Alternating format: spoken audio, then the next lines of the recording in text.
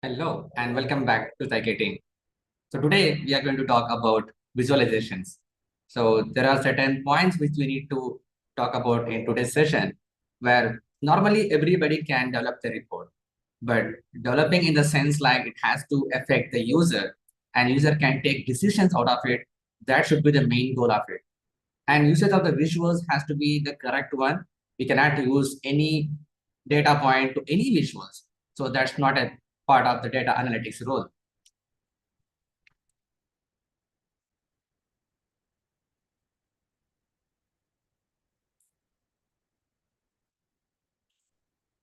Hello and welcome back to taik18. So today we are going to talk about the visualizations part. So this actually plays a major role in data analytics, right? If you're working on Power BI or Tableau or anywhere else. So these are the standard things which can be applicable to any other tools, because using of the correct visuals has to be the main challenging for that. Not only that, there are other certain best practices we need to follow and standard international enterprises companies they used to follow. So those things we can discuss on today's session on that. So let me share my screen. So before doing that, if you haven't subscribed yet, please subscribe to my channel so that you can get notifications based on my new videos. All right. So visualizations. So when it comes to data visualization process, there are few points which we need to cover initially. So today's session, as I'm telling you in advance itself, today's session is going to be most of the time a theoretical itself, because these are all the mandatory things which you need to understand and follow when you are developing your report. Not only new report, it also applicable for the existing report as well. The first thing is the story. So visualization and data storytelling is hot topic nowadays, and even still it will go further along, because the only thing which travels from the Stone Age period is the storytelling. Right? It has changed the way how we used to tell the story. Previously, it was we used to tell a story on the stone. They used to draw their paintings on that. So later on, it has converted into books, audios, and podcasts and videos. And now we are into data side, data field, and data area. So we need to tell the story based out of the data, what we have. So we need to be clear on our requirement, what we need to analyze. So for example, if you want to analyze sales data, so yeah, so we want to analyze the sales data. So we are clear on, but still we need to go a further level down here, that we need to be specific about our requirements. So what exactly we need in the sales information? We want to analyze sales by region or sales by category, or we want to analyze by yearly growth here. So every requirement, whatever you take from the business or from any other stakeholder, you need to be make sure that you are taking the correct steps here, and it has to be specific based on the requirement. It should not be generic requirement, because you cannot be able to tell the story in correct manner. It has to be specific, correct to the point. Let me just check about whether this recording is happening or not. Yeah, this is happening here. Yeah, that's good. All right, the next step is the data, choosing the right visuals. So there are multiple visuals available in Power BI, as well as the other custom visuals also available on the app stores. Then you have to use the correct visuals for correct thing. So for example, for comparison stories, you need to typically use the bar graph on that. If you want to analyze the time series, like year over year growth, and you want to compare from January to December kind of thing, or year from 2020 to 2025, for example, in that thing, you need to use the line graph for that.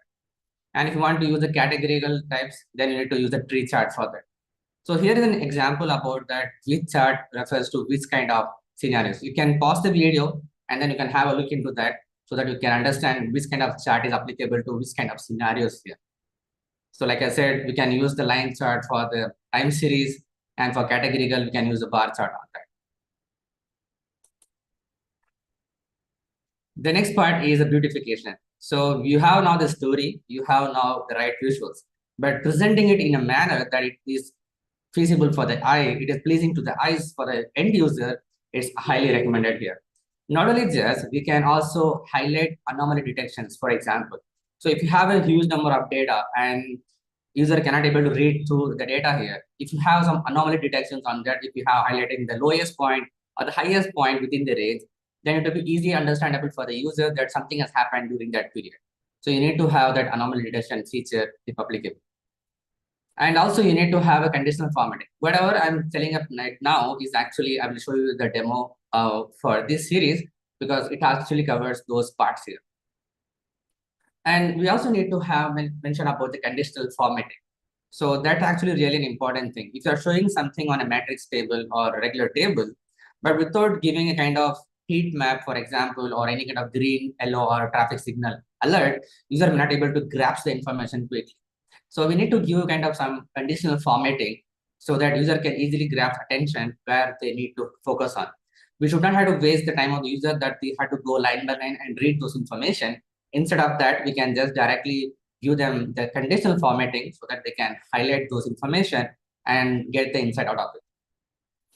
And every visuals, or whatever visuals you are going to add on every report or a page, it has to be clearly specified what actually it gives the information of that.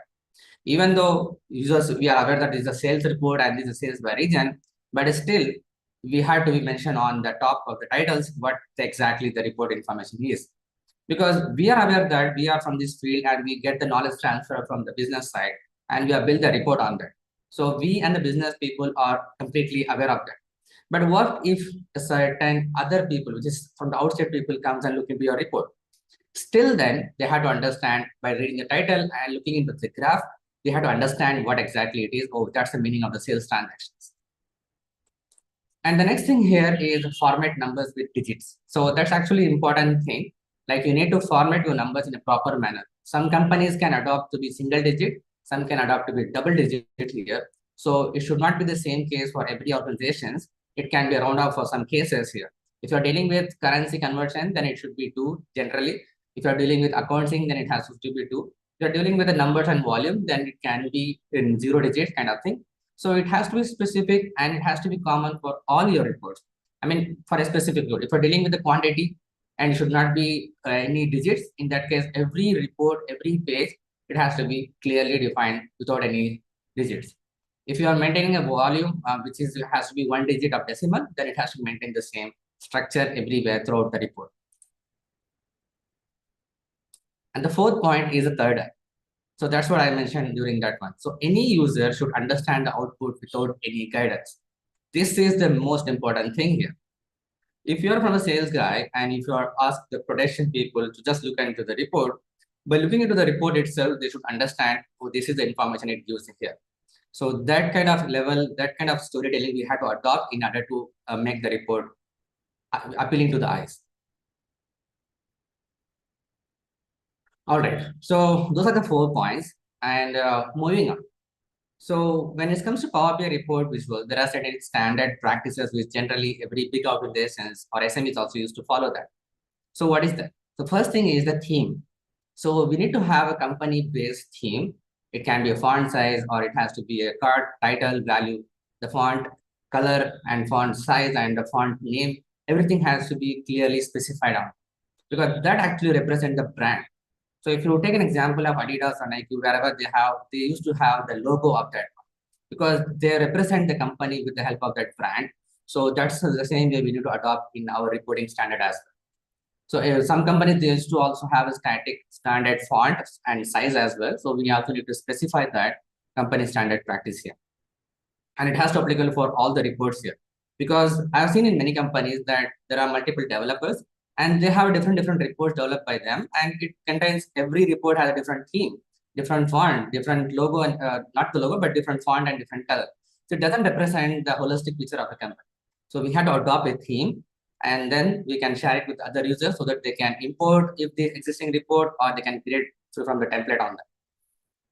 And also the report name has to be specific, clearly defined in the body service, because if you're sharing this report with the business executives, those who are not aware of Power BI thing, they just need the report. So they will just click on that one and then they will see the report. In that case, the report name has to be specific enough so that they can understand what the actually this gives here. We also need to mention the company and the brand logo inside to the report page. And then we have to also mention the refresh date and time. Data refresh date and time is really an important thing because in my experience also I have seen that even though the data set gets refreshed every day without any error, that's totally fine. But users are complaining that the report is not have latest data. So in that case, when we dig into that, the problem is that there are certain APIs which we use to get the data from the different source to our SQL Server, for example, and from SQL Server we are getting the data into Power BI. So the process between getting the data from the source and then to SQL Server actually failing from the last 1 week, for example. So in that case, there was no data updated to the main report here. So that's the reason it is good to mention the report refresh data time. We are aware that we can just click on the top of the ribbon. So we'll get the information when it is last refreshed. But the data last information, what we have on the report is actually we need to bring something using the Power Query or from the view, from the source, anything else. But this information has to be there on the report, data refresh, date and time. All right, the next thing here is the visual alignment. So visual alignment has to be in a proper specific way. So the slicers, the KPI graphs, wherever you are going to use, everything has to be in a proper manner. It has to go in a sequence order. Usually the human eye goes through Z axis. I mean, it has to go from left to right and then it goes to bottom and then it goes from left to right again. That's how general practice of the human eye. Human mind just go in the same manner. So we have to align our visuals in the same manner. So we should not have to align here, and there are some visuals so that user cannot confuse on that. But it has to be in a proper manner. And if you're building kind of a big report, a complex report, as in also in some companies, they used to follow FAQs or help page on that. Even in the, either they can get that into a different page, so they can have a documentation properly standard over there. Or some companies, they used to follow in a report itself, they create a separate page and then they will do the page navigation so that they can go and check if they have any questions on that. Because here, for example, FAQ refers to there are certain KPIs which require some special calculations. So users cannot able to understand what exactly happening behind the scene on that. So in order to give the description of that, either you can use the description of the measures on the measure itself, but if it is not, you want to document it properly in a specific manner, then in that case, you can use FAQ section in a separate page, and there you can define all those information for you. And even some companies, they used to adopt this thing in a backend SQL server, and they use this as a table, and the table they bring up here on a Power BI page. That's also helpful on that. And also you need to add a kind of helpline on the bottom of your report somewhere else that if the user has some issues, still you reading the FAQ, then to whom they need to contact. If they have any issues on the report refresh kind of thing, to whom they need to report on that. Some company, they will give the hyperlink of the ticketing system, like ServiceNow or any other thing, Jira, for example, then they can raise a ticket and then it will get solved based on that. Some company, they will just give the email ID or the contact person number so that they can reach out to them directly. So it depends purely on how you're going to adopt that, but these are all standards which you need to follow here. So the contact also is one of the things here. Yeah, like I mentioned, so this is a kind of holistic picture of how the general thing look like. Now you may think about this looks like very dull look and feel. Yeah, I totally agree on that. It's not about the look and feel of this one. It's all about the structure, how it has to be there. So as we discussed in the previous slide, so here we have this company logo, we have the report name, we have a data refresh date and time. We also have a slicers, we also have a contact, the KPI graphs and other graphs, and we also have a help on that, every visuals for that example. So these things describe the clear holistic picture of what exactly one report should look like. So that's the important thing here. So storytelling with data, actually, we need to transform the raw data into actionable, intelligent, actionable insight. So this is the major part of being a data analyst, that whatever data we are getting up from the source, whether it's structured data or unstructured or semi-structured data, we have to transform the data and bring out some insight out of it. So that's what the roles we have. And guiding strategic decision making and driving business success. So with the help of our decision actionable insights, so the management can take the decisions and so that the business can grow further on. So data analysis is not a simple role, it's a major role for the company growth as well. So it's our responsibility to build in such a manner it can help the business to grow further along. All right, so we discussed about the report design. So let's have a look some of the things which may already covered, but still we'll go through these points. Some things I have missed on the previous slide.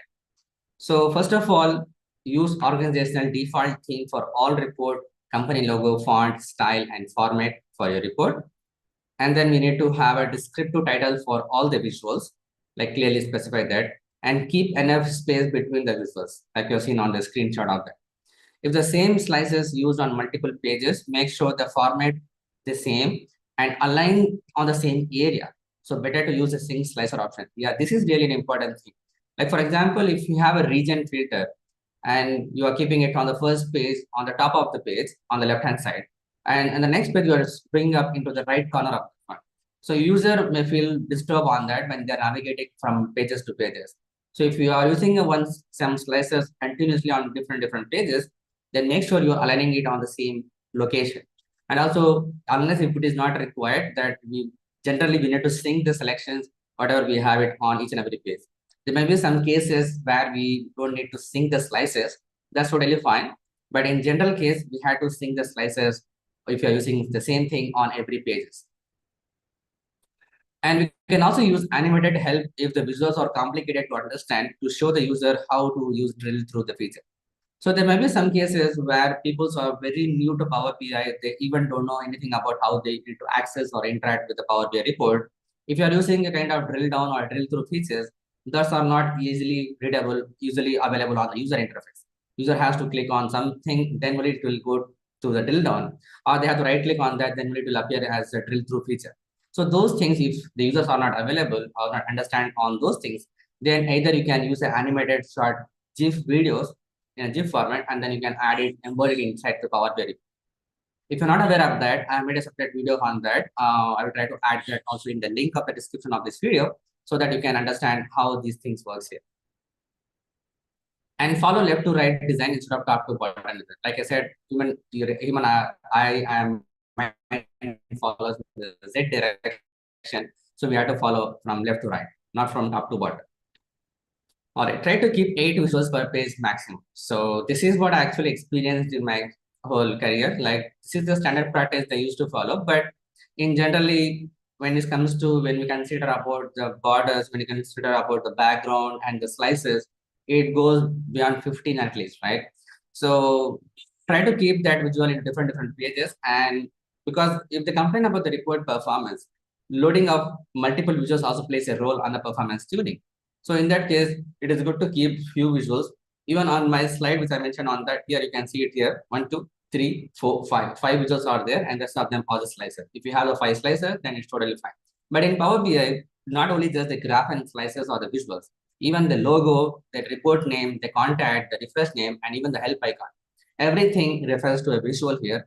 And also the background of this one is the visual. So we also need to keep in mind, these are all will plays a role of the performance tuning on that. For the background thing, I will show you later on this video itself about how we can optimize that. All right, so try to keep 10 tiles per dashboard maximum. So if you're using a dashboard, generally people are not using dashboard, but if you're using the dashboard, then in that case, you can try to keep 10 visuals, 10 tiles on the dashboard maximum. So use all the right visuals for the right data. So line chart for the trend axis, so it has to be mandatory actually. We should not have to confuse the user of using improper charts on that. So if you're not aware of those things, I recommend you to study some more on that, how to use the right data on that, or you can refer to the graph which I mentioned on that. If required, use certified custom visuals. So if you are working on the Power BI, then you may also see there are multiple custom visuals available in Power BI. Right? We can also get from the app source on the Power BI. But the thing here is certain companies doesn't allow the custom visuals. Even there are certain certified visuals available, custom visuals from the Microsoft itself. They are checked out, they don't have any security issues on there, so that's why they have certified that. But some companies still, they don't allow certified visuals as well. So try to cover as much as possible using the default visuals which is in Power BI, and the team is actually working a lot to improve the features of the Power BI core visuals. So whatever we see it on the Power BI scenes, it's actually they are improving day by day. Recently, their team is working on that and they are improving further things very beautifully on that. So if you are not able to achieve the exact desired result, then you can use the custom certified visual. So custom means you have at least the authenticity from Microsoft that it is a certified custom visuals. I will show you an example of those during this session itself. All right, so remove unnecessary interaction between the visuals. So this is also important thing. If we have edit interaction option, so it is actually necessary to remove those things because Whenever you interact something on the visual, other visuals also get interacted and get refresh on that. So this will also load on your capacity, and it will have an impact on the performance of the report during report visualization. So in that case, it is recommended to use remove unnecessary interactions between the visuals here. And if you are saying that we are not able to keep 8 users per page, then it is recommended to use either drill through or the tooltip or even the bookmark or page navigation kind of thing. These are all 4 amazing features of Power BI so that we can reduce the single time usage of the visuals of multiple visuals on the same screen. So the drill through actually goes to a next page. So user want to go a level down, then in that case, they can just right click for the category and then they can drill down into subcategory information. So that's drill through subcategory information. That's one possible. And if you want to show some employee information on a small card, whenever user mouse over on the employee list, in that case, you don't need to load everything on that report and it will not also look very good on that. If you load too much of information on a table, so you can just keep the employee name and you can have a separate page where you can use the tooltip options so that you can just mouse over on the employee. It will just give you the card kind of information beautifully designed. We can design custom tooltips and then we can show it to the users. And bookmark is also plays an important role. If you want to show things on your single page itself, and you want to hide and show something based on the user selection, then you can use the bookmark option. That's a really amazing feature. So you can control the visual load on that. And finally, we have a page navigation. So it's the regular thing. If you want to split up the visuals into different pages, then also you can use page navigations for that. And the next thing here, turn KPIs into table for faster load. This actually I've seen in my practical use case. If you have a 20 KPIs, which I work on a project, and the report itself will take 2 to 3 minutes to load all the KPIs. So for that, what I did is I just turned this table visuals and did some magic on the formatting things, convert that look and feel for the card visual, and added all the 20 KPIs inside to that table. And once I load on that, it just loads everything in once. So what's the hack here is, if you're adding in different visuals, then Power BI will extract those SQL statement if you're using an import mode, and then get the data from the storage option, storage engine from that, and show it to all visuals. So for 20 KPIs separately, it is giving 20 queries on that. So that's the reason it is showing us some delay on the result. Whereas if you're using up on that table, so it just generates the 20 queries in one single thing, and then it goes back to the storage engine and get the data and load into the visuals. So that actually use the performance in faster compared to the separate visuals. And the next thing here, set data category, zip code, URL, image, barcode, etc. So if you're using this kind of thing like zip code, URL, barcode, images kind of thing, then if you have a data on the table column, you just need to select the column, and under the ribbon in the column tools, you need to change that category as per your need here. Avoid using lots of images. Instead, use single background image, which I'm going to show you after this one. Keep in a single screen without a scroll. Use mobile layouts. Yeah, generally, when you're working on the report here, that the screen which is showing up here right now, all the visuals has to be aligned within the same view. You should not have to give the option for the users to scroll actually. If at all you want to give them the scroll, then give it on the scrolling option on the mobile devices. Because whenever user want to look into any mobile device, then they can have the flexibility that they can just scrolling up. So nowadays they are watching up the shorts and reels kind of thing. They just scroll up kind of thing. Similarly, they can also use the scrolling option so that they can easily visible and using mobile layout. But whereas when it comes to this tablet or desktop or laptop layout, it has to be within the single frame itself. You should not have to scroll something left or right or top to bottom to see the information. If it is not fulfilling that, then either set up this page to a little bit longer and then set this to the whole page, or you can just split the visuals into different pages. That's the only option. And the use of artificial intelligence visuals wherever required, you can make use of that. There are certain visuals which we'll discuss later on in this session. All right, so here are the Gasel principles. The aim of the Gasel principle of design is to understand how humans typically gain meaningful perceptions from presented information. That's the terminology. But what exactly is? There are certain principles here that we need to follow. So before going into that, the text here, if you just look into the image which is on the right side, the top and bottom one, you will see some differences here. So first one, it looks everything like yellow itself, and we can see this information here. I will show you after the explanation of these text here. So first of all, we need to have a similarity. So use consistent formatting for related data points for quick identification. So we need to have a consistent approach on the data points here. So for this, if I go to this one, I will show you one by one. So here you can see the yellow, which is showing here. This is for the North America, and this is showing for everything. And also here you can see for the North America, these two are sync here. But here yellow refers to male and here refers to the female. And here also we can see for the 22. And these things also refers to the customer age sales amount and this is by customer distance, commute distance sales amount.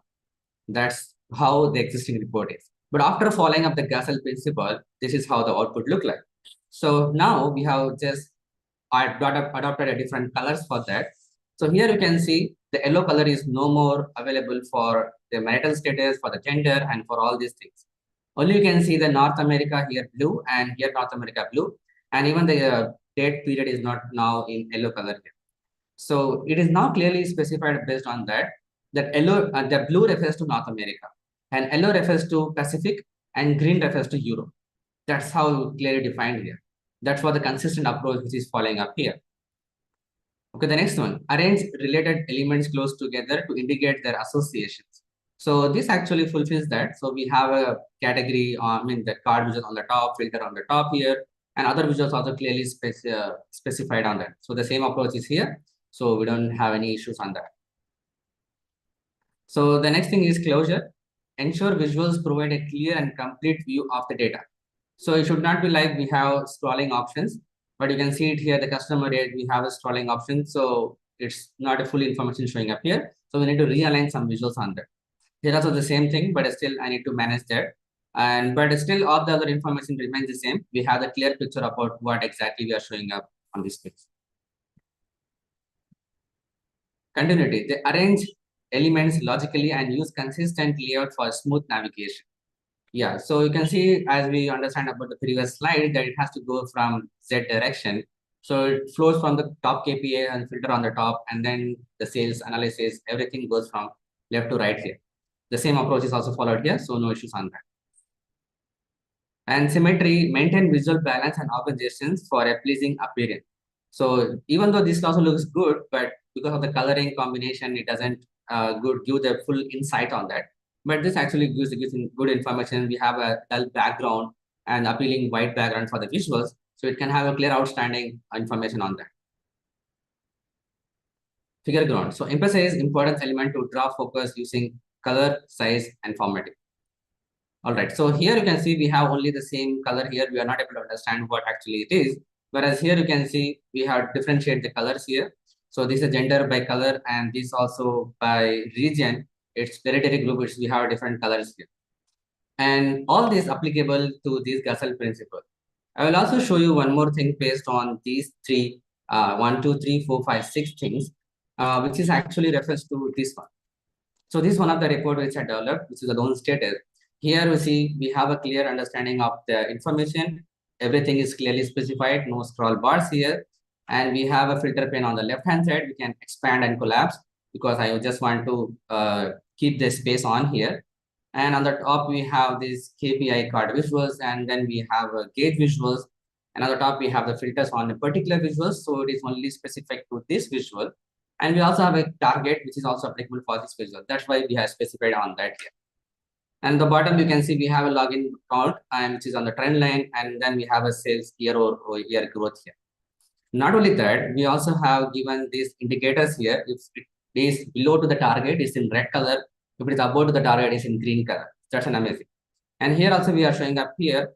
The top achieved is here also we are given the legend here. The target achieved is this one, and the below target is this or which is in yellow color, and the worst performance is in the red color here. That's clearly specified here. And also we have given this sanction count, which is basically comparing to previous year and this year, and the red color showing up here is because of the minus value here. And also we have on the top with the last refresh date, report name, logo. I have not added the help here, and because it clearly defines the information, but the contact I need to add here. I think I have added inside to the filter over here. I think this gives a clear picture about how these things works and how we need to adopt that the Gassel principle. All right. So the next part here is we need to have these things like we discussed on the previous slides. we need to have a color and symbol set. This is basically we need to have a logo. We need to specify certain colors here. So Power BI contains the 8 default colors. So we need to specify those 8 default colors for us. So it depends on company to company what is the primary color they want here.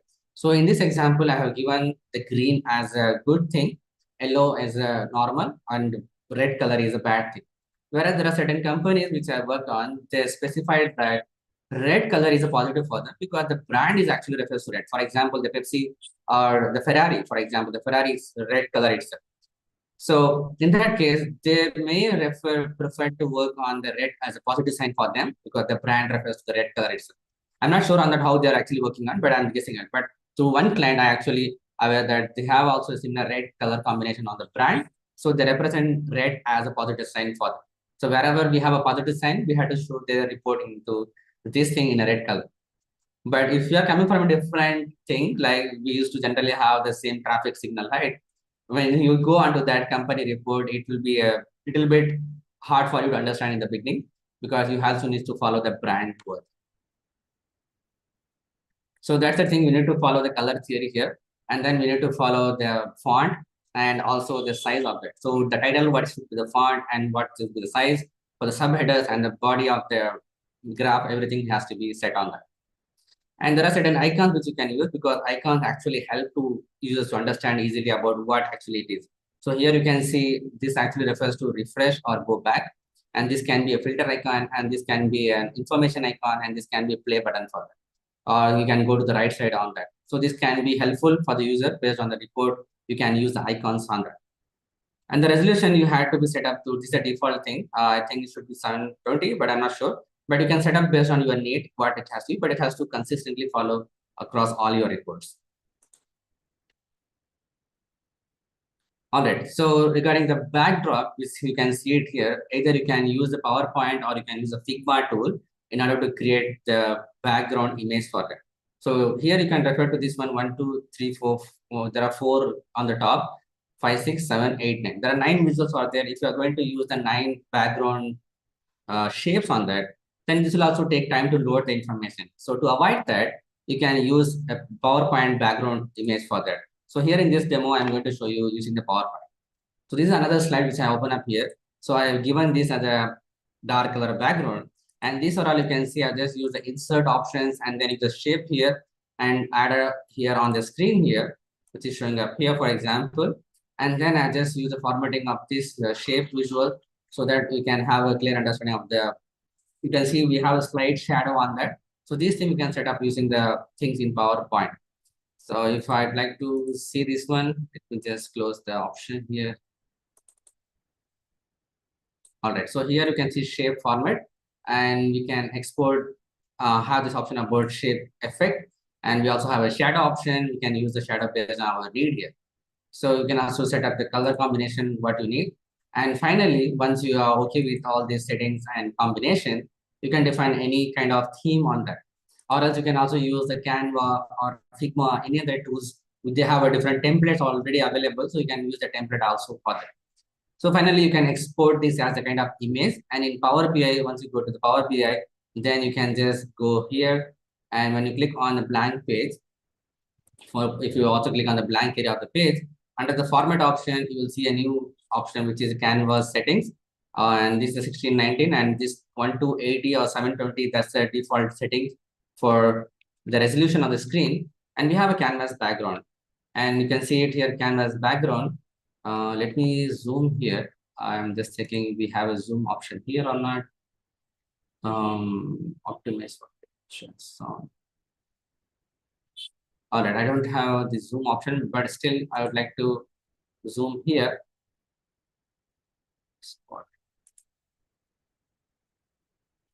Yeah, we can use this one here.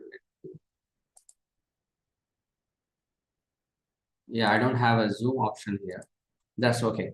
No issues. So if I mouse over here, you can see canvas background and we have an image option. So you can select the image from here and then we can realign the visuals based on other needs here. So we have option about normal, fill or fade. You can set up based on your requirement here. That's cool. And then next what we have. So EA visuals. So we have a certain EA visuals in Power BI. They're like decomposed entry, which is one of my favorite. And we also have a Copilot backed by smart narratives. And we also have a key influencer visuals. So these are all some visuals in Power BI, which is from Microsoft itself. And these are all the EA backed visuals. So we can just play around with that. So here on the screen, you can see on the right hand side, we have a smart narrative. So it has actually given the information about the page, the report page, what actually it contains. So the worst world in English country region name, United States made up to 31% of internet sales. That's the information which has given. That's pretty amazing. So it plays a major role if you want the textual information to be displayed on your report. Whereas the decomposition tree here, which you can see, we have the information of the sales by year, territory group, country, category, and subcategory. But if you want to look this information in a different manner, like if you want to look into information by sales territory group or by country first and then category and then year and then subcategory, however you want to move flexible, then you can just close this option and you can start from the beginning. That's the beauty of using this visual. And apart from the core visual and core visuals AI features, so we also have a certain custom visuals. So the custom visuals should be certified from Microsoft. As you can see, we have it here as specified, which is showing up here. This one, the declarative, the tick box, the blue tick is the right. So these are all certain visuals which you have. And there are some of the visuals which I mentioned here is I like the most, which is like Deneb and InfoRiver and also the Zebra and also from PowerBase. So this is not a kind of recommended thing here, but I generally use these features and use these visuals on the reporting side. There are other visuals also which we have used on a reporting in our projects, which is actors visuals, and we can also use the comic gen, and we also have a in Deneb visuals on that. So I really like the Deneb here because it gives a lot of flexibility how we can make use of that. So let's have a look into Deneb, how we can achieve this one. So this is my Power BI report. And then if I go to my report, which is shows up here, Deneb, I have not seen any visuals in Power BI. Even the custom visuals is also not available where I can analyze x-axis and y-axis, both of them in the textual format. So usually we can have a text on the x-axis, but we cannot have a text on the y-axis. But here you can see on this particular image, it actually gives the clear information about the x-axis, which is showing up here as a subcategory, and on the y-axis giving me the sales territory. Now I have the visibility about these things like which category is giving me the more sales on that and the which region. So there are three information which is showing up here about the internet sales on which territory group and on which subcategory we have the huge number. If it is a light color, then it's a low in volume, and if it is a dark color, then we have a good in volume here. So that's why it is showing up here. So in order to develop this report, first of all, you need to insert this custom visuals. So for that, let's open up the format pane. And here you just see this one. These are three which I have added here, but you can also add multiple things. For that, you need to click on this three dot icon, and then you need to click on get more visuals. So once you click on that, it will open up pop-up window. But before that, you have to log in to your account in this Power BI desktop. So once you log in, there will be two options available for you. One is all visuals, another organizational visual, and the third one app source. So all is refers to both the thing, organizational and app source. So there may be certain organizations where they allow only few visuals.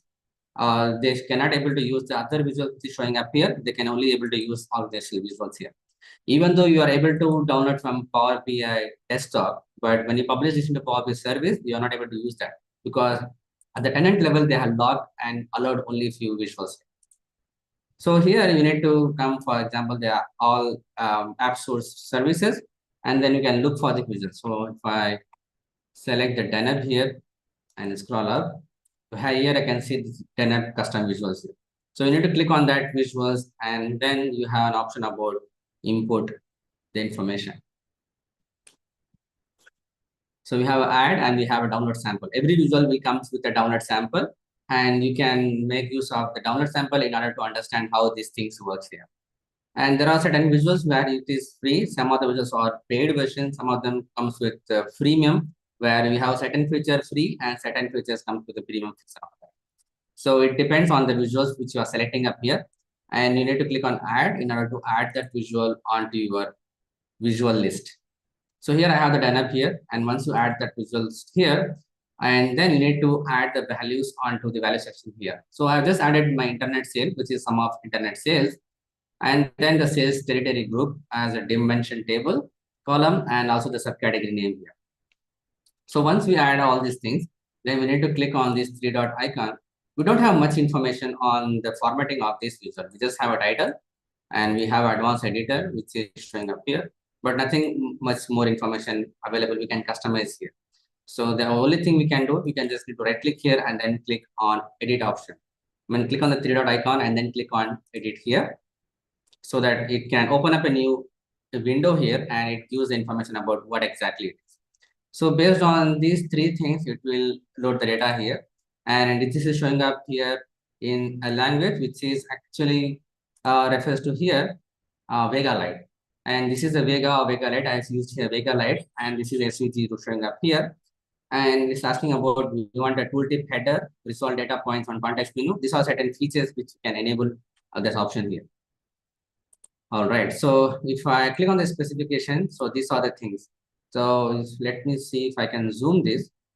If I'm not able to zoom this one, then there is the option to zoom here. All right, update here,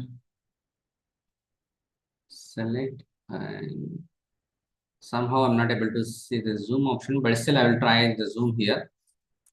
So if I zoom this one, now we have open up this option, which is curly brackets, and then we have a certain keywords and then our reference here. So the first thing here is the data within the double quote and then the colon, and again opening the curly bracket and the name and data set.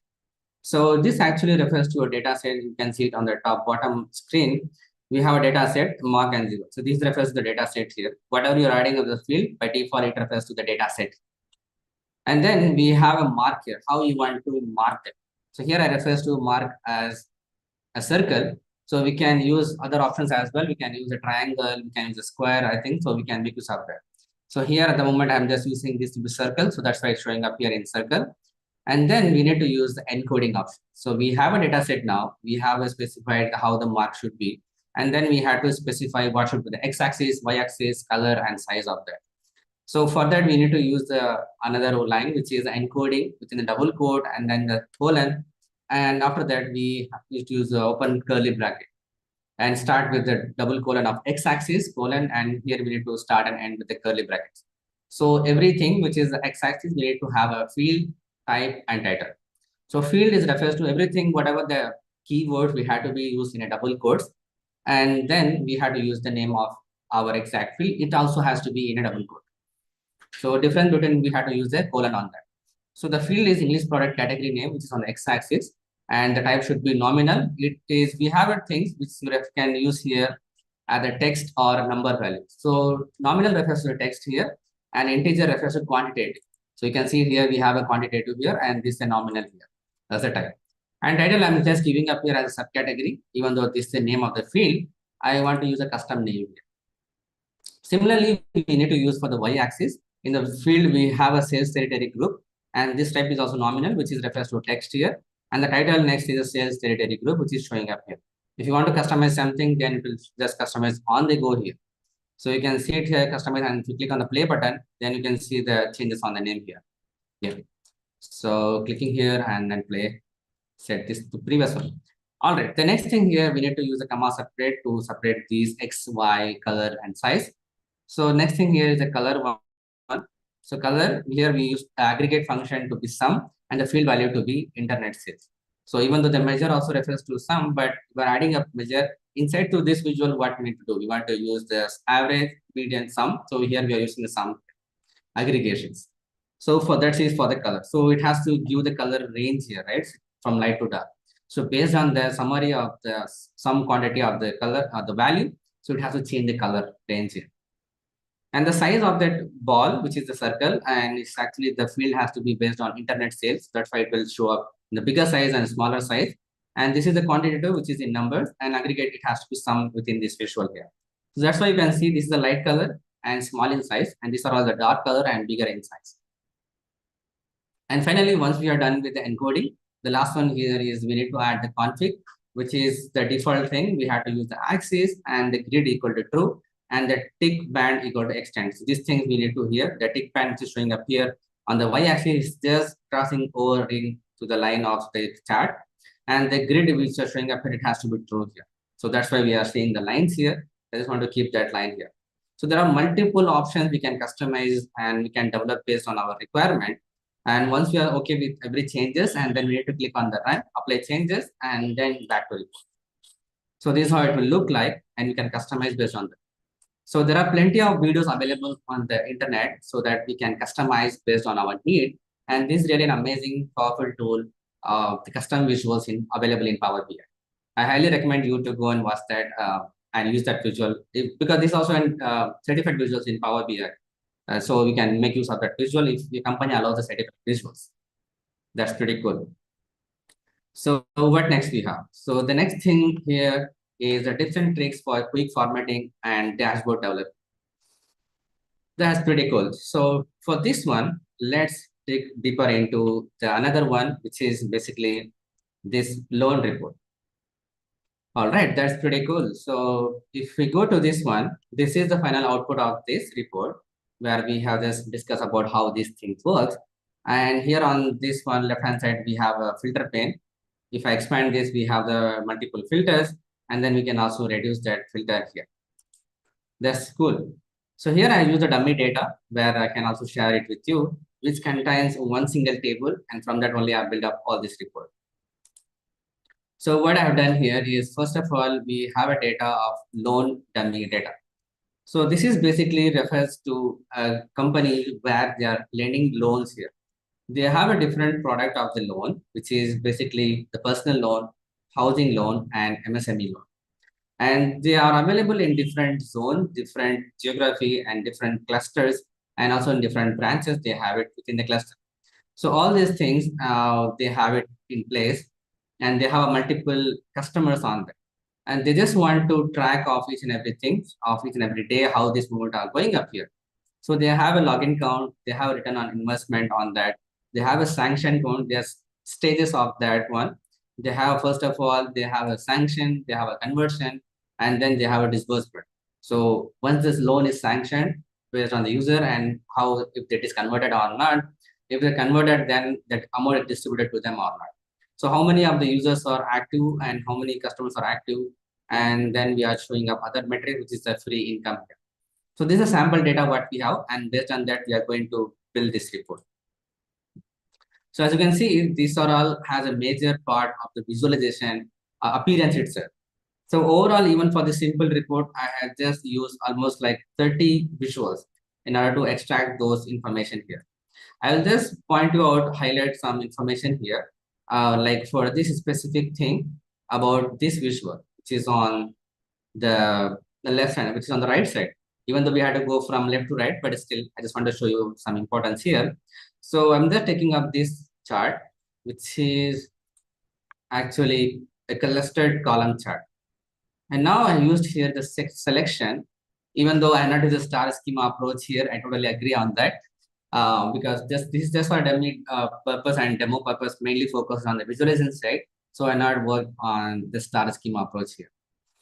So here I used the selection to be this one. What does it mean by selection? So that's really important. I will also come back to that. And here we have a sanction count. That's okay. And the tooltip we want just login count and sanction rate. If I mouse over here, it's just giving me the geography to be Maharashtra, and sanction count to be 452, and login is 659, and sanction rate is 69, which is 70%. So here we is showing the value here right now by geography. And if I click on the branch, then it will give them information about multiple branches here. Now it's showing up the branch itself, if we say.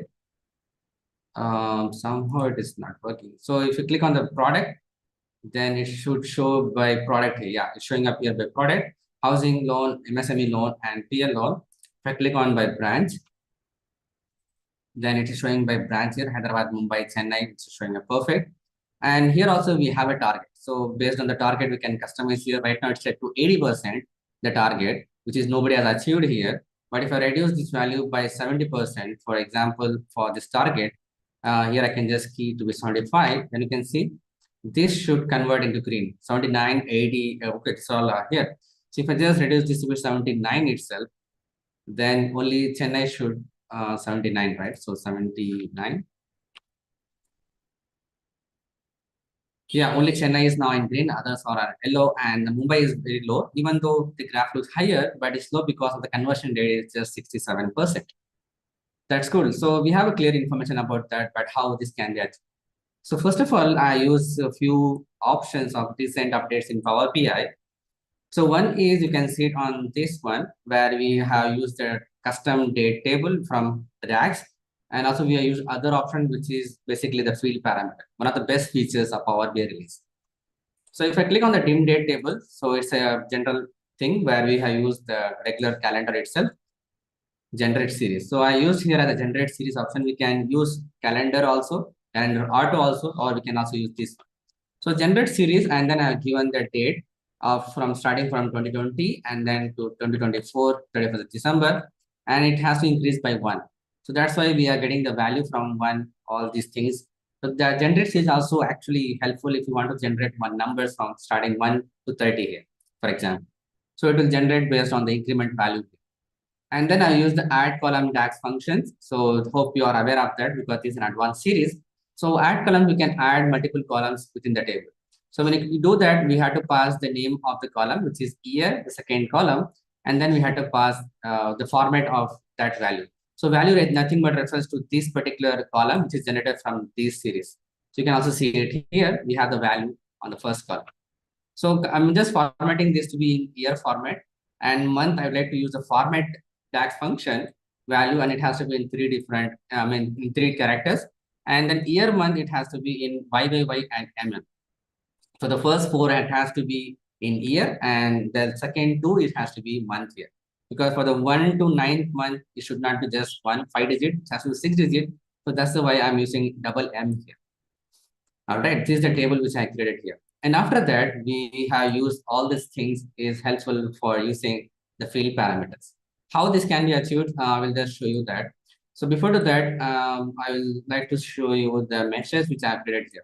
So there are multiple measures. So measures are not much complexly used here. It's just only the count information here.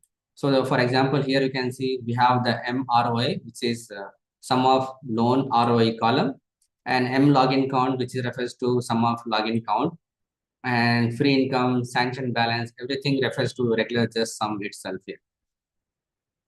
And after that, if you look into this home tab on this one, if I expand this option, so under the, if I go to the visualization pane, yeah, so here on the modeling side, we have a new parameter, and then we have a field parameter options. So previously, since the launch of this one, we had this only numeric range where we click on that, and then we have the option we can use that numeric range here. That's what we have used on the target here. So if I go to the target option here, where you can see it has generated a series, and then it has given me 1 to 100 and just increment of one value here. It is giving me a table, and as well as it will create a measure for me, which actually gives the information about how it actually works. But we can also customize that based on our need. So this is used here. Let me zoom this, generate series 1 to 100. So, but now we have used another option, which is a field parameter. Like go to the modeling and click on new parameter and then the field parameter. So this will open up this window. Here on the top, we need to select the fields here. This is the field itself because we are using the field parameter here. And we need to give the name here. Can be like demo1. I'd like to give the name here. And from here, we can drag and drop whatever we want.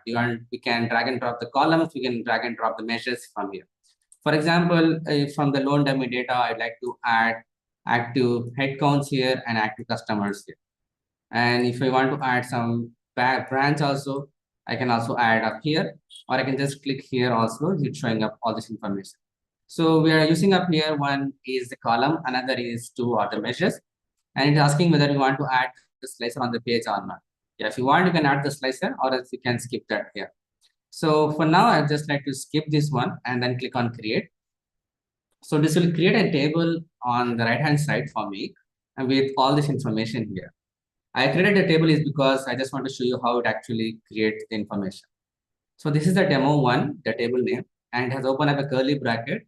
And within that, it has added a three information within the regular bracket. So first of all, it has given a name, and then it has given the name of that's a new dash function, which is only useful on this field parameter, and the name of the measure and the sequence. So it has to be from 0, 1, 2 kind of sequence. So if I click on that, this one on the table view and selecting the demo one, I'm able to see this information in a table manner. So we have this demo and all this information, and here you can see it's exactly the name of the measure itself here, even though these two are not visible and these only are visible, and this can be customizable. If you're not okay with the name, then you can just remove and rename it here. So here I'd like to give this active head count, and this has to be just the branch, and then here this can be active customers. That's it. And then you can just hit enter, commit here, it will change accordingly here. So whenever you are going to use that in a visual, then it will be applicable on all this one. So generally, we are not using combination of the columns and the measure. It only has to be either measure or it can be either columns. So just for the dummy purpose, I just shown you here. But in our report here, what we have used here on this particular visual is the selection, right? That is what we are using here. So the selection, if I mouse over here, it's actually showing up here the zone, geography, cluster, branch, and product. So these are all the columns available on my data. So name of these are all the column name, and these are the sequence of things how we need to use here.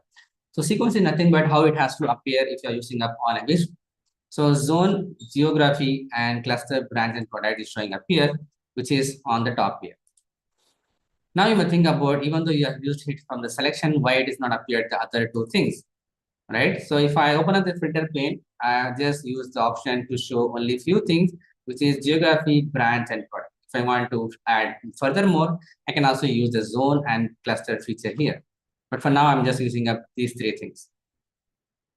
All right. And after that, if you look into this visual, so I use the selection from the selection. That's clearly understand. We use the field parameter column. So that's the reason it is changing the x-axis dynamically based on my selection. So on the top, we have used this as a slicer, as you can see it here. And I have beautifully formatted here using the format of the slicer. If I click on that, so this is a new slicer. You can see the lightning symbol. They have improved a lot on the layout of the slicer. And there are certain visuals they are improved here, which is I can see the card visuals, and also we can have the slicer. The card visuals is this one. We have also, I'll show you the how it can be done. And here is they have used a slicer option where they have almost modified major things here. They are still working on, so you can see a lot of improvements on future days. All right, so here we have a geography and everything set up here. If I go to the format of this particular visual, so the slicer settings is single select, and the shape here we can define how it has to be. I use here to be rounded rectangle and downward corners to be 20. You can set up here based on selection. You can see changes accordingly here. So here, let me change back to 20. And then we other have the layout option, how it has to be. You want this to be in a rows or you want to be in a columns. That's beautifully how you want to align that. And also we have option about overflow, how you want to overflow if this goes cross here. And also we have a calendar values, what information you want to show up here, and its formatting of those information here. And you want to add any labels, you can also add the image and also the buttons here. So this actually treated as a button. So how it should look like for you in order to work on that. So here is a beautiful thing. And also we have an ensign bar. If you want to customize further, you can just play around with that. There are plenty of options available how we can customize that. I think I made a separate video, or I've just given a demo on any social media. I will try to find out that and add on the video description of that here. So you can play around with multiple options here. So we have used this as a slicer, and we have used this also as a kind of text on the x-axis here. The beauty, if you notice here, on the slicer, I just use the name of the brand or geography or the product here. But in reality, when you're using it in a regular visual, it actually split those information and get the data from that main column. So here I selected the branch and it has given me the Hyderabad, Mumbai, Chennai. But whereas if I select the product, it actually automatically converts. There is no bookmark option here. There is no magic here. It's just giving me information from the column. So housing loan, MSME loan, PL loan, and if it goes to the geography, it also applies that logic here. That's the beauty of the field parameter. It reduces the option about using the flexibility of multiple bookmarks. All right, so next thing what we are used here on this particular visual, we have used the thing which is on the title. So title, you can see it here, the sanction count and sanction rate, that's okay. And the newly added feature of this visual is like we have a subtitle and divider. So I just turned on the divider so you can see the line here. And then we also have a subtitle. So the subtitle itself, I just hard coded these values here. I use this here, the emojis you can use from control and dot. So it will open up a window for you. From that, you can pick up your emojis here. So that's what I use here to be circle green equal to dark achieved. And then I just given the same color for this thing. Yellow equal to blue target, red equal to worst perform. So that's pretty cool, right? With the help of these things, you can have beautifully modified the visuals. So that's fine. Now the next challenge is how this we have done on these things. Like how can it be shown by two things? One, I'm showing up here the number as well as the conversion percentage and the formatting of that, the coloring that. So three things we need to discuss on this particular part.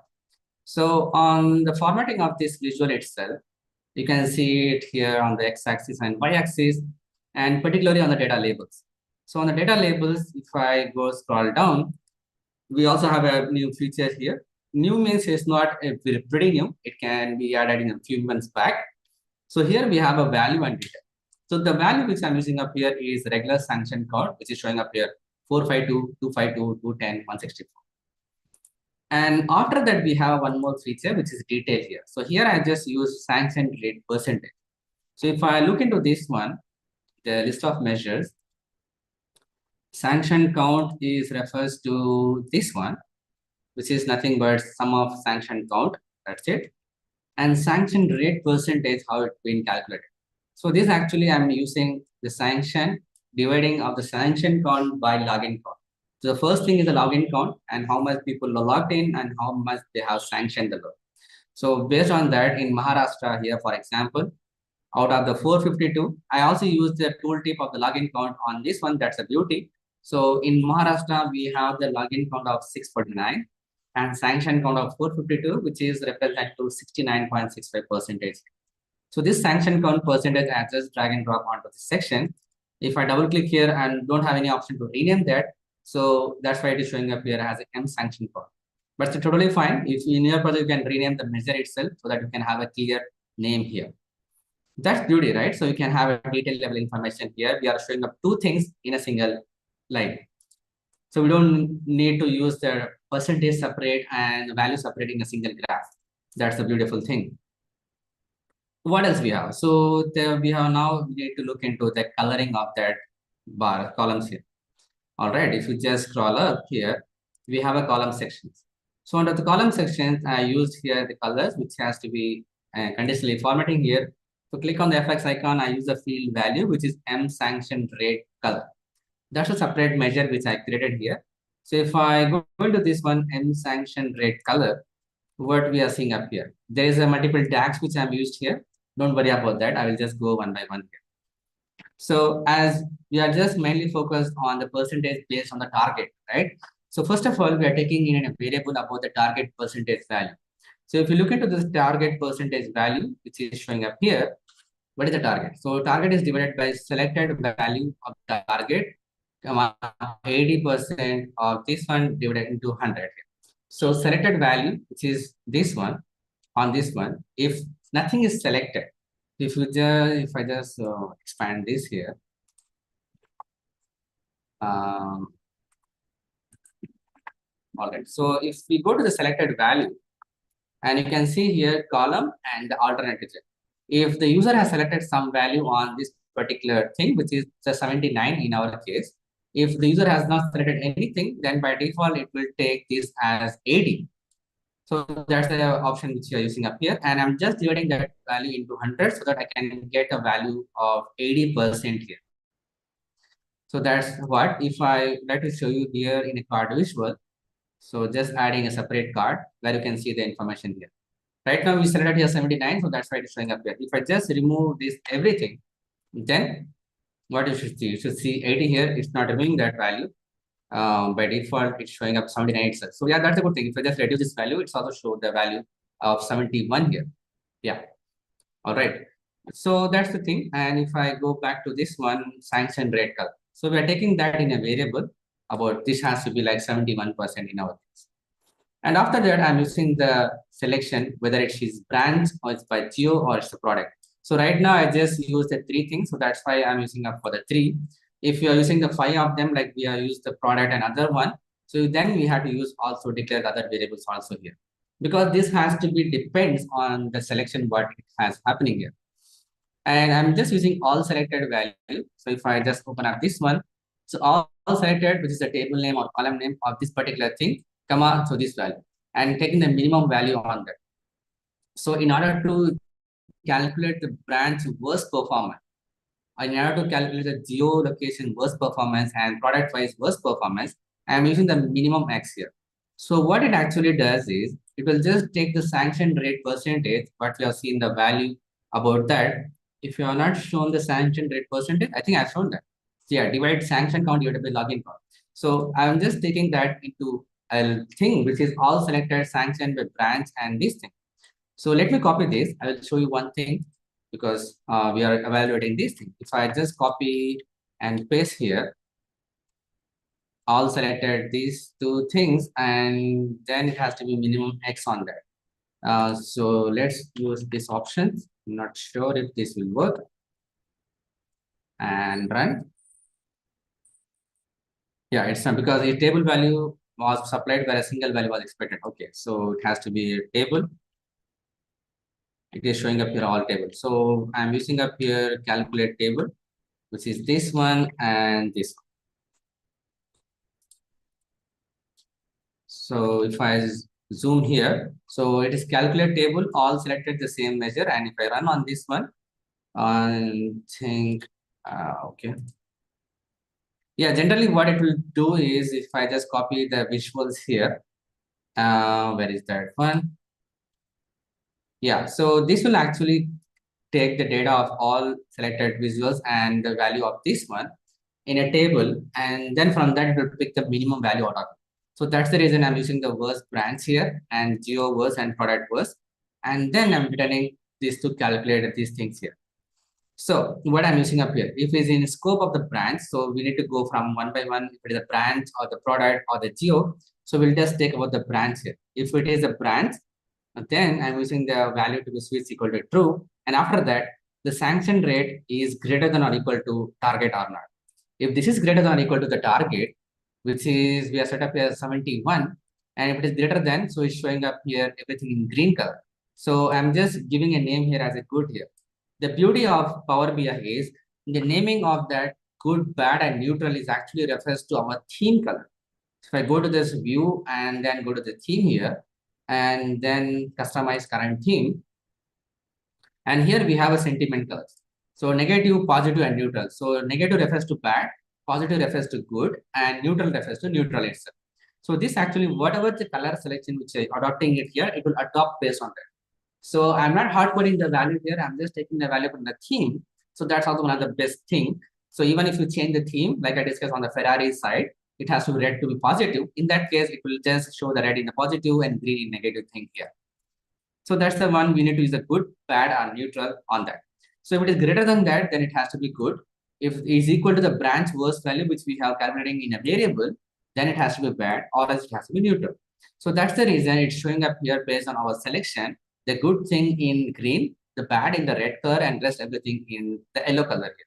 So if I increase this to be like 80%, so this I'm just typing it here to be 80%, then in that case, this will change the color accordingly. So now you can see we have just only two of them, which is above 80, and rest everything is in yellow, and the thing is in green color, red color here. So that's what we are used on this sanction color by using this option. That's beautiful. The other thing here is we are used here on this particular, the bottom one, year over year growth. And here you can see it's overlapping the visuals here. That's also one of the cool features of this new visual improvements. So here also I'm used this sales sanction count, which is the count sum of sanction count. And after that, I'm using up here sanction count previous. So previous is nothing but I'm using the DAX function, which is referring to this one. Calculate the sanction count and then same period last year. So this will work only if you have a date time period on date calendar on your table. So here I have a date calendar, and as well as I'm marking this date calendar to be as a date table. So for that, we need to click on the date and select the date column, which has to be continuous date without any missing. And then you have to go to this table tools on the top, ribbon. From here, you need to select the options. Has to be table tools, right? It's not changing the value. That's strange. If I go to this table view and select this then date and then the value, on the top ribbon, we have a table tools, and here we have a mark as a date table. So we need to set this up, mark as a date table here, and then select the required column. No, I just want this to be, because already we have done that, so that's why it's showing up that message. So to come up this value, this pop-up window, we need to select the date column from here and then click on OK on that. So that is cool. And this is what we are done, and this is the previous year calendar here. So on the visual side, what we are used the x-axis, the year from the date table, and the y-axis we are used here, previous year and the current year. So two other visuals we are used here. And the similar thing what we are done on the labeling, we have used the same options, which we have seen on the previous chart. We are used on the value sections, which is showing up here. And then we can customize based on that. So here you can see, I just use the difference in which is 14.37, 9.37 is showing up only on the current year, which is on the light color, green is on the previous year. So this is the beauty of that. So we can customize based on each and every measure which are adding up on the y-axis or thing here. So here you can see it is the value is showing up here to be on, but the detail is showing up here on off. The reason is because I have selected here all series. So we need to select here the specific series which I use here the current year. Once I select this to be current year, now you see we have a different options where the detail is enabled here. In the detail sections, I use a measure which is M sanction count year over year percentage. If I go to that measure, which is showing up here, year over year percentage. Here what I use, I use the divide function, sanction count divided by sanction count of previous year, and it has to be -1, which is going to convert that into percentage value. So that's why it is showing up here. That's the beauty of that, which is showing up here 9.37 increase, 14.37 decrease here. And you notice one thing, I also use the coloring combination for that. So if it is positive showing up in green, if it is negative showing up here in dark, in red color. So how that is possible? So for that, if I go to this one, same thing, and then here we have option about sanction, and we have also about the coloring of that. So we don't have option to show up here, unfortunately, but technically we have that options available on that. For somehow it is not visible here, but actually we are used this option about sanction count text label and sanction count the percentage color here. So you can see if the sanction count is percentage is greater than 0, then it has to be good, or it has to be bad. So good is actually referring to the theme, so showing up in green. Bad is referring to the theme, showing up in red color. That's how it is showing up here. And the next thing here I'd like to cover today, the last two things. The visuals on the gauge visual is nothing important, nothing special here. So it's a regular gauge visual. We use a target value and the percentage, everything is set as before. There is no change on this visual part. So if I click on the next one, which is the card visuals, new card visuals, where we have used only the sanction count as a value, which is showing up here, sanction count current year. And after that, we have additional options here, where we can go to the settings here. If I click here and then click on the sanction count current year, then we can see other options as well. So here, what additional options which I get. If I click on the background, I can see this. If I have border, shadow, glow, and accent bar. So the bar which is showing up here on the left hand side, I set this to be dark. I can set this based on the percentage also. We have FX icon. So you can set up based on our selection here. So the next thing here is the border shadow. Somehow this is also not showing up the full detail where we can customize. Yeah, here it comes up. So here we have a card, and here if I select, we have a title, we have a size and shape. On that, we have a layout, callout, and reference labels. So the callout values is nothing but the same thing which we are showing up here. But if you go to this option about the reference label, which is the one we are showing up here, sanction count PY, login count CY. So the two measures are added here, and each and everything you can customize there. So we have a one level further down, or even on the reference label, we have a title and we have the value, as well as we have a detailed value here. So the beauty here is we can add multiple values here. So one is a sanction count current year, sanction count previous year. And if you want to show the difference between the previous year and last year in a separate thing, as you can see it here, which is showing up here, dot line here, which are not used on this one, but we can also make use of that. That actually, this one refers to the regular data, and this, the bottom one refers to this one, which is actually the reference labels. And the third one, which refers to the highlighting up here, it actually refers to the detail section inside to the labels here. So for, again, for every customization, we need to select a specific thing, which I'm selecting up here. And here you see the details is enabled here. And if you expand these options, and from here, we can add the data. For example, if I add any count here, so for example, it has to be login count, then we should see the value of that here. So it's showing up here 2K, it's rounding up the value and showing up the value here instead of 1.77 can showing up here.